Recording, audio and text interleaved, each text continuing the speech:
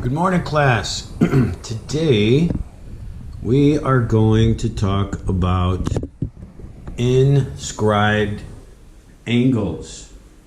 And these are angles that are drawn, scribed, written. That's what scribe is. To scribe, to write, inside a circle. Okay? Angles scribed, written inside the circle. That's what an inscribed angle is. So, we are on page 820, section 12-4, inscribed angles. Okay, this guy right here, inscribed angles, page 820. So why learn this? You can inscribe angles to find measures of angles in string art. We all like art, correct? Okay, so then we have the definition in the middle of the page of 820. An inscribed angle is an angle whose vertex is on a circle. Well, there's a circle, so the vertex is on the circle, right? These points, infinite points, and whose sides contain chords of the circle. AB is a chord, BC is a chord. A chord is a segment that touches 2 points of the circle. So AB is a chord, CB is a chord. They meet at point B, so ABC is an angle, and the vertex is on the circle, right? Made of 2 chords. So, case 1, case 2, case 3, theorem 1241. The inscribed angle theorem. Well, case 1. The measure of angle ABC. Okay, the measure of angle ABC, that's this guy right here. The measure of that angle is equal to half the measure of arc AC. AC, this angle is half the measure of this arc. So if this arc is 80, then this 80 degrees, then this angle is 40 degrees. If this arc has a measure of 30 degrees, then this angle has a measure of 15 degrees, half of the arc. Okay? That's case 1. Case 2. And notice that this goes through the diameter, right? This chord goes through the center point, through the diameter. Case 2. Well, case 2 shows us we go from A, B, and then out to here. Okay? They call it C in the book. Okay, fine, we'll move it. We'll call this guy C down here. Now here's AC. That's case 2. Okay? Notice that both chords are in separate semicircles, right? This chord is in the bottom half of the circle, and this chord is in the top half of the circle. Different semicircles. And then case 3, they are on the same side. We'll do blue. It is on the same side. I don't know, I'll just change this to A over here. Where both chords are on the same semicircle. Okay, that's how I look at case 1, case 2, and case 3. In case 1, one of the chords goes through the diameter. In case 2, the chords are in different semicircles. And in case 3, they're in the same semicircle, okay? Okay, so inscribed angle theorem, they have the proof after that. Given angle ABC is inscribed in circle X, prove the measure of angle ABC is equal to half the measure of AC. You got to prove it, right? Not just do an equation. Well, I'm going to leave that up to you guys and gals, and that will be for an A grade. Okay, that will be for mastery. You have questions, I'm always here for you. We can tutor, anything you want, okay? So let's move on to example 1A at the top of page 821. Finding measures of arcs and inscribed angles. So they're asking for the measure, and here's the circle, okay? The measure of angle RST. So they're looking for RST. They want to know what is this measure right here. That's what they're looking for, okay? Well, the measure of RST, that angle, is equal to half of the arc that it makes, right? And that's RT. R, right here. ST, that's the angle, RST. And here's the other point, RT is half the measure of RT. This guy, right, this arc right here. Well, this arc is 120, and if this angle is half of this arc, and this is 120, then this must be 60, right? Half of 120 is equal to 60 degrees. So the answer is 60 degrees, okay? Example 1B, what is the measure of the arc? Here in A, they ask for the measure of the angle. In B, they're asking the measure of the arc of SU. Here's SU up top, right? So we don't need this angle anymore. That's not what we're looking for. SU is this guy right here. Now they're saying, what is that? Well, angle SRU, this angle here, is half of the arc, right? So that means if this is 40 and this is half of that, then this must be 80. Because half of 80 is 40, right? So SU, the measure of angle SRU equals 1/2 the measure of the arc SU. SRU, SU, you see that? SU, SU. So I'm going to substitute. The measure of angle SRU is 40. Forget the 2 for a second, okay? Equals 1/2 the measure of SU. I want to solve for the measure of SU, so I'm going to want to isolate SU, right? So I'm going to multiply both sides by 2. Multiplicative property of equality. Okay? So that 2 cross cancels with that 2, and that leaves 1 times the measure of SU, which is SU, and 2 times 40 is 80. So this guy is 80. That's it. Okay? Now, we're going to look at example 2 with corollary 12-4-2.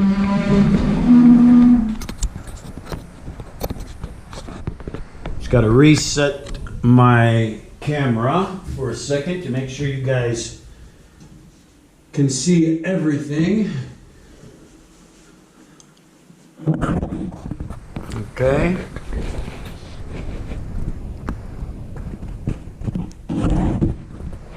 Almost perfection.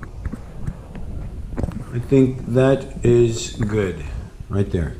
Okay, so now we are on page 821, corollary 12-4-2. If inscribed angles of a circle intercept the same arc or are subtended by the same chord or arc, then the angles are congruent. Okay? That's very confusing, right? I know. What's that saying is, making it simple, this arc right here, A to B, okay? This right here, A to B, this arc. What angles come off of that arc? Well, from A to D, and you can zoom in, you can pause and zoom, and you can see the different colors. A, D, B is blue, A, C, B is red, and A, E, B is green. And if you notice, with each of these angles, inscribed angles, they all start at A, and they all finish at B, right? A, the red one, A, C, B. That's angle A, C, B. Now, ADB, angle ADB, that's blue. ADB. And then the green one, AEB, angle AEB. Well, notice the first letter and the last letter are the same. A and B. So that theorem or corollary 12.4.2, when it says that these angles subtend, that's what it means, subtend, meaning the angle where you identified by the letters all start and end with the points that make the arc. Okay? So all of these angles subtend arc AB. Okay? AB, AB, AB, right? That's what that corollary means. If all of these subtend arc AB, then they will be congruent and their measures will be equal. Okay? That's what that means. So, let's look at example 2. Find the measure of angle DEC. DEC. Find this guy. We don't know any of these angles. They give us this guy, this angle, angle BAC. And they give us the arc AD. So let's just, before we even answer the question, let's see if we can fill in the things that we know based on these theorems that and corollaries that we've already learned. The angle is half of the arc. So if BAC is 60, then the arc has to be twice that, which means 120, right? So that has to be 120. If arc AD is 86, then the angle that subtends the arc, this angle, angle ABD, this guy, has to be half of the arc that it makes. So half of 86 is 43. So this guy has to be 43. I'm not even looking at the answer or how to do the problem yet. I'm just filling in what I know like a puzzle. What else do I know? I know that this angle and this angle, these are vertical angles, vertical angle theorem, right? I also know that these three interior angles, that any three interior angles add up to 180 degrees, right? So 60 and 43 is 103. 103 plus 77 is 180, I believe. Okay? So now I have 180 degrees. Triangle sum theorem. Vertical angles. If this is 77, this has to be 77. If this angle DEC is 77, then the arc, oh nope, that's not that's not inscribed, right? Because this is not an inscribed angle because this vertex does not touch a point on the circle. This vertex touches the circle at point C. This vertex touches the circle at point D. This angle, right? AEB, the vertex E touches the point on the circle. This point E does not touch the point on the circle, so we don't have that rule, does not apply here, okay? But example 2 asks us to find the measure of DEC. DEC, we found it. We had to do all this other stuff, right? We didn't need this guy so much, but we found it anyway. So the measure of angle BDC, BDC. This angle right here, right? BDC. That's this guy. Well, we know if the arc BC is 120, this angle inscribes the circle. Because look, a chord from CD touches 2 points on the circle, if you can see that. So I've got an inscribed angle here, which means if this arc is 120, then this angle here is half of that, which is 60. Okay? So BDC is 60 degrees. ACD. ACD. Okay, so that's triangle sum theorem. So we got 77 and 60 is 137. 137. 43, I think, is this guy. Triangle sum theorem. This angle right here. Okay, so ACD. ACD. Plus, if this is 86, ACD inscribes it anyway. So 43 is half of 86, right? So we knew that anyway. DEC. DEC. 77 degrees plus BDC, ACD, 60 degrees and 43 degrees equals 180, right? I mean, this is just saying what we just said, okay? That's it. So really, this problem involves, transitive property, right? I got to find this guy, then I got to find this guy, then I got to find this guy, I got to find, right?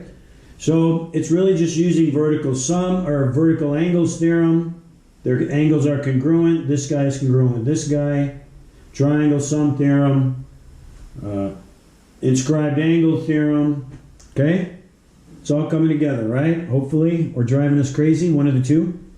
Okay, next is theorem 12.4.3. We are on the top of page 822. An inscribed angle subtends a semicircle. Okay, not a circle, semicircle, half a circle. If and only if the angle is a right angle. Okay? So this looks like it's inscribed, right? It touches 1, 2 points of the circle, right? So we've got this guy, we've got these two angles. So here's an arc for this angle, right? This is the arc, whatever this arc is from here to here. And that makes sense because if this arc